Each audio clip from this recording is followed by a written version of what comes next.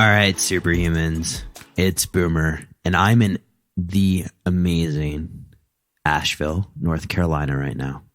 It's fall. The leaves are turning amazing colors. I think I've said the word amazing a few times already, but it's just incredible.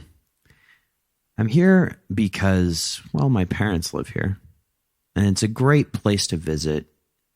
And as I've spent more and more time abroad, I've really started to value the amount of time that I get to spend with my parents. And so as I make more trips for business into the United States for conferences, etc., I usually try to anchor it with a trip to Asheville, North Carolina to get to see them.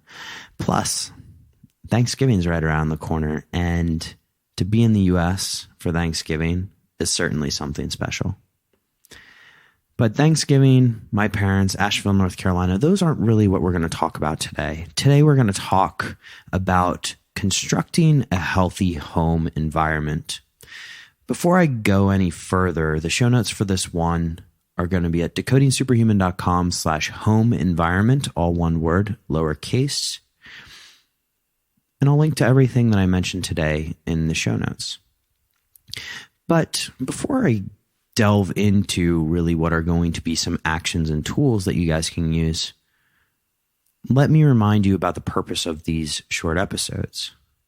The longer episodes are episodes with experts where we go in for an hour plus sometimes to talk about a very specific topic and to really suss out strategies as well as tactics for you to go and perform better. In these shorter episodes, I want to just give you the tools that you guys need to succeed, to thrive, to perform at an absolute epic level. So these are really action-packed and shorter. Now, why should you give a shit about a healthy home? I see you watching this, or I hear you watching to this and saying, watching to this, that's a great one. I hear you listening to this and saying, hey, Boomer, I have my cookie cutter, semi-customized home built in the Midwest that has 3 bedrooms, 2 baths, and was brand new. Why should I care? Well, since World War II, we've got thousands of new toxins introduced to our environment. Our bodies have evolved over time, but these toxins are brand new. And as a result, we're constantly fighting battles. And assuming that you spend a decent amount of time at your home, wouldn't you want it to support your performance? Wouldn't you want it to enhance your performance rather than take away from your performance? And so what we want to avoid is instances of toxin overload. And I must say, I owe a huge debt of gratitude here to Andy Pace. He's come on the show before, but he's educated me a lot in terms of my understanding of how to construct a healthy home. Full disclosure here, everything that I'm going to lay out today is based on the research that I've done thus far.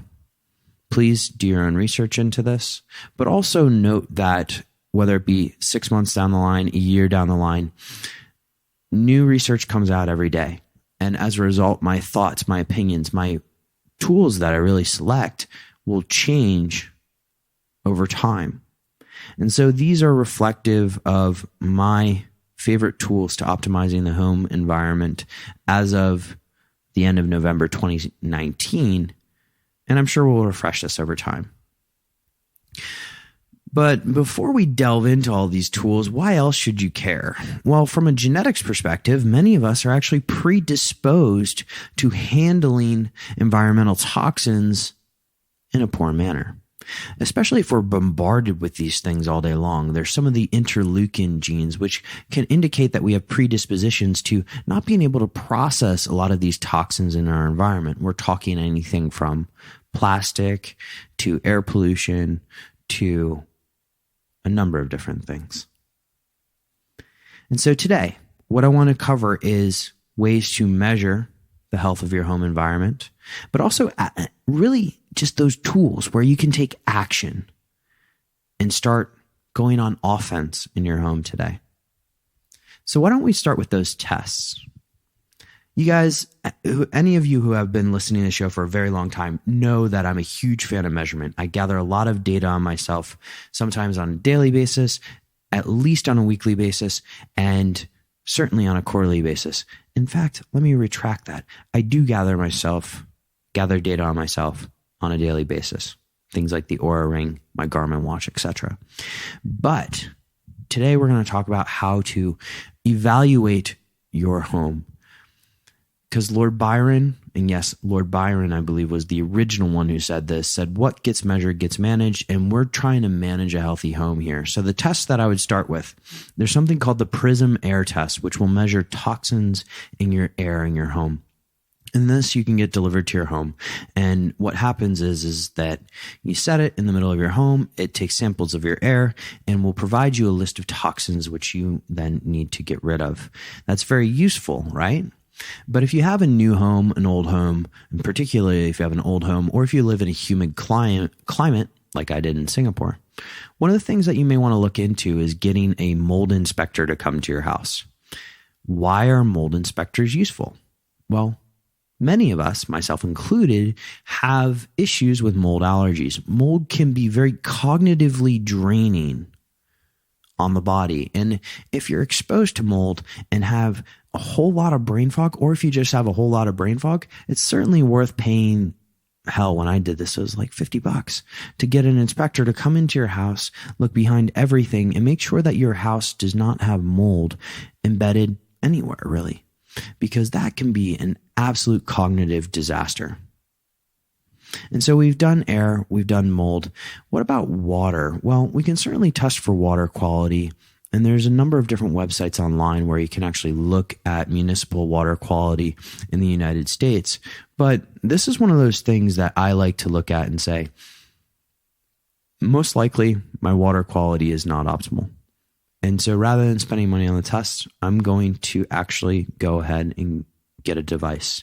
I'll talk about those devices in a moment. And the other test or device that I would purchase is an electromagnetic radiation measuring device. This is not an episode about EMF or EMR because we've covered that a number of different times on the podcast. But if you want an optimal home, if you want an optimal sleeping environment, getting a measuring device to be able to tell where you should put your bed so that you have the least exposure to electromagnetic frequencies and electromagnetic radiation overnight is certainly a worthwhile investment. I'll link to the ones that I like in the show notes. Based on this information, by the way, you can move your bed all around your room.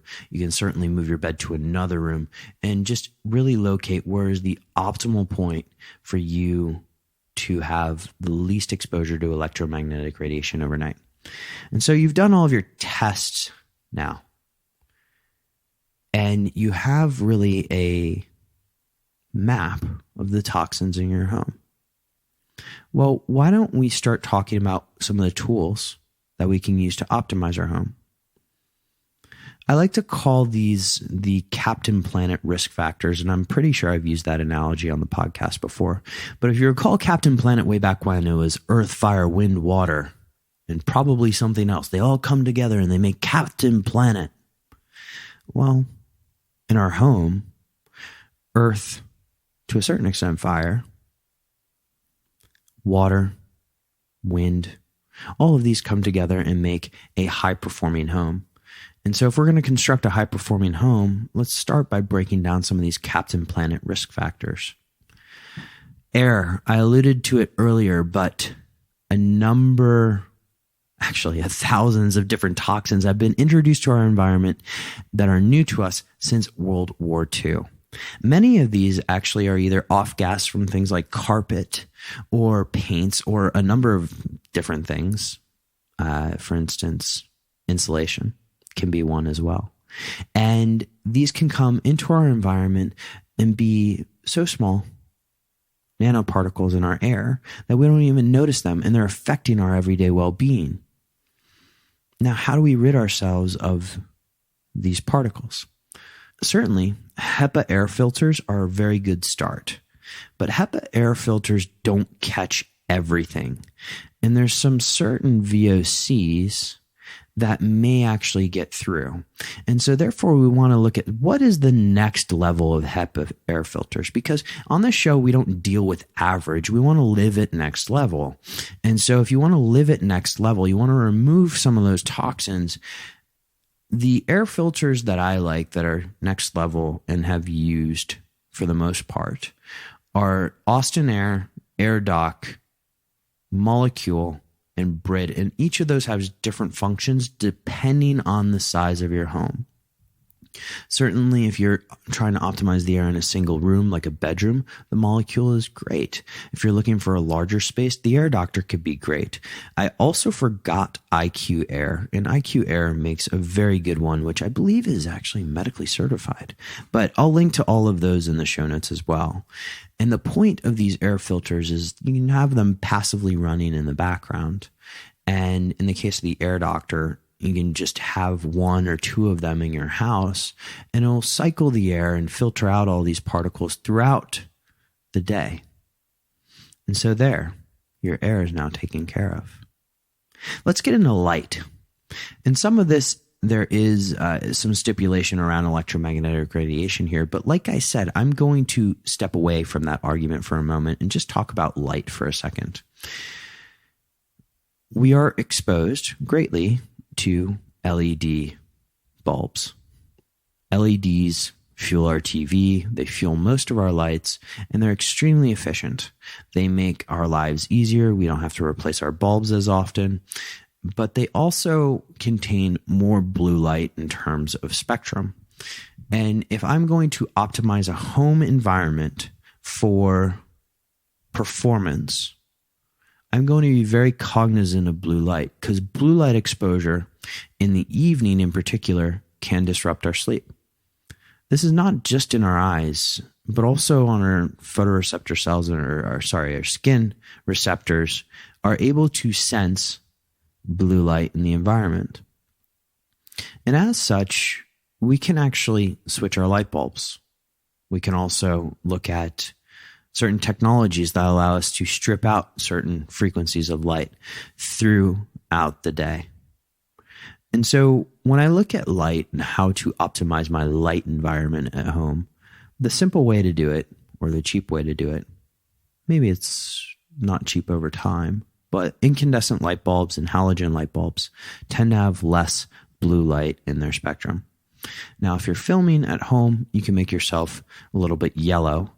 However, if you are advising people on performance and talking to them through video calls often, they may understand. If you wanted to take more of a high-tech version of this, and I certainly consider myself a technologist, there are more options available to you.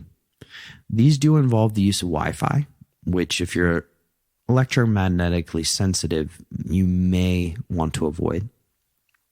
But devices like the Philips Hue as well as LIFX allow you to pre-program light frequencies throughout the day, and you can strip out blue light, green light late into the evening, which would allow you to effectively get a different night's sleep or a better night's sleep.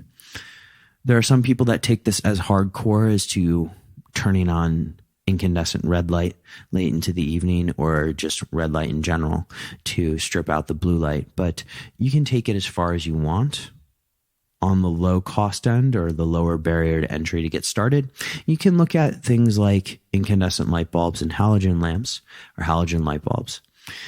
On the higher end of things, the Philips Hue certainly will be able to do this for you as well. Speaking of healthy home, do you want to know what my favorite new device I have in my home is? It's the Carol. The Carol allows me to get a very, very effective endurance workout in 2 20-second sprints. When you combine that with warm-up and cool-down, the total workout is 8 minutes and 40 seconds. And I was absolutely shocked the first time I hopped on this thing to really experience such a burn in such a short period of time. Now, the way it works is through reduced exertion high-intensity interval training, and you could check out my episode with the founders of Carol on this podcast. Or if you want to get one for yourself, you can go to carolfitai.com, use the code decoding150 for a super awesome discount. I love the guys at Carol, I love their device, and I love what they're doing for the world. Go and check that one out. And back to the show. So we've done air, we've done light. Should we go water or should we go earth next? Let's go with earth. So earth is a key component to this. And yes, your home, whether or not you like it, unless you live in space, but if your home is built on this planet, theoretically it's built on some sort of earth. The exception there being condominiums. But when we start to talk about earth, I want to get more into plants and houseplants because these can be used strategically to not only improve air quality, which they also do, but also to enhance the air that you're getting through your air filter. And what do I mean by that? And plus, it's just fun to have a freaking garden in your house. It's awesome, right? And so certain plants are much better at carbon dioxide cycling than others. My favorites, and I'll tell you why they're my favorites here in a second because it's kind of funny. My favorites, which we have in our house, are English ivy and then mother's tongue. But English ivy is great, not only because it cycles air fast and well, but it's almost indestructible. So when I go on these 4-6 week trips, sometimes, the girl is traveling at the same time and we're away from home. And you would expect that after a few weeks' time that you'd come home and you'd find some of your houseplants dead. And certainly that does happen. But in the case of English ivy, it just seems to keep growing and growing and growing to the point where you have to trim it. It's quite an enjoyable plant to watch as well. So English ivy, mother's tongue, and if you're on the technology side of things, we had an episode with Aki Soudunsaari from Nava on this show. And I actually had a chance to catch up with Aki at the Biohacker Summit this year in Helsinki. And we were talking about really the consumer version of the Nava wall. So picture this. If you go into an office in some places in Finland and other places around the world, there is this giant wall full of green plants. That giant wall full of green plants is powered by artificial intelligence and Internet of Things technologies, and it allows you to optimize your air quality in your office. If you go back to that episode, I mentioned it to Aki, but I was really excited about this device, not only for office environments and office environment performance, but really I wanted one in the home. And I hope I'm not breaking any surprises here, but I did see a prototype for a home device from Nava, that's NAAVA, that is going to be coming out in the next couple of months. Put it by our bed, and wow, I can't wait to breathe that beautiful, fresh air.